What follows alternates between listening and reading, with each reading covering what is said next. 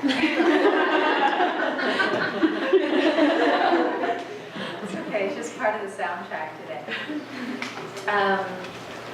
The great thing about my history of trauma and adversity, I almost can't get embarrassed. In the leadership I embody is owning your power and just not being rumbled. So it kind of makes sense to have like technological difficulties.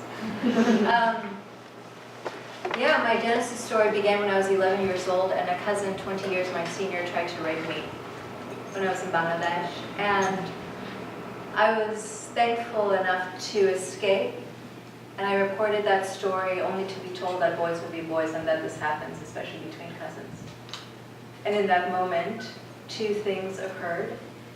One, I realized that the reason why abuse culture exists is because there are accomplices, and connected to abuse culture is silence culture, and it thrives on the silencing of women's and children's voices.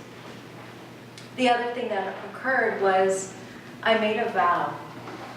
I realized that if the adults around me were unwilling or unable to speak because of their wounds, of their fears, of their conditioning, then if my family had a chance, it had to be from me becoming the first generation to break that vow of silence that had riddled and plagued generations of children and women in my family. I vowed that I would grow up to be a voice for the stories and souls that had been ritually silenced.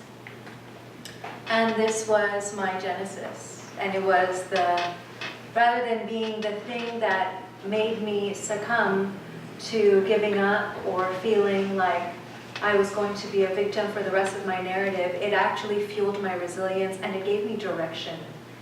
All throughout high school, I chose classes and clubs that would help me develop and hone the muscle of my voice.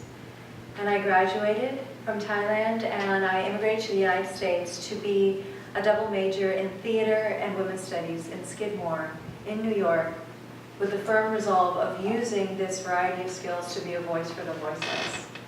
After I graduated, I moved to New York City and I became an actress full-time, and I had agents who sponsored my visa, and all was going well. When I was 25, I fell in love with a man who would be my first husband.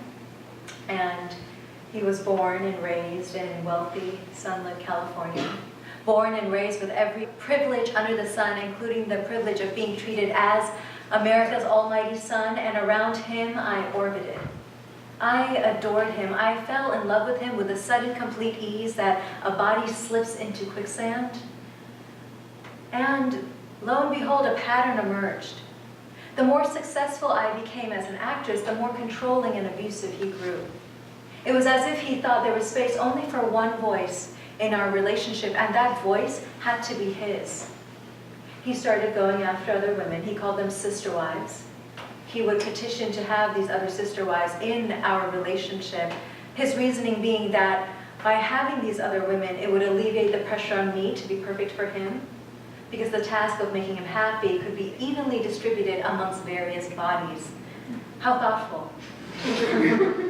He also, on his dark days, he started calling me his wife for greensies, not for realsies, to remind me that my green card had been procured through marriage.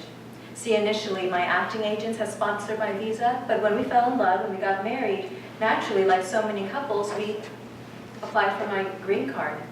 And he started holding that over me, to remind me that I was tied and beholden to him, to remind me that my ability to live and work and speak in the United States was dependent on him, which is to say, were I to speak out against him, I was being threatened with not only rejection, but deportation.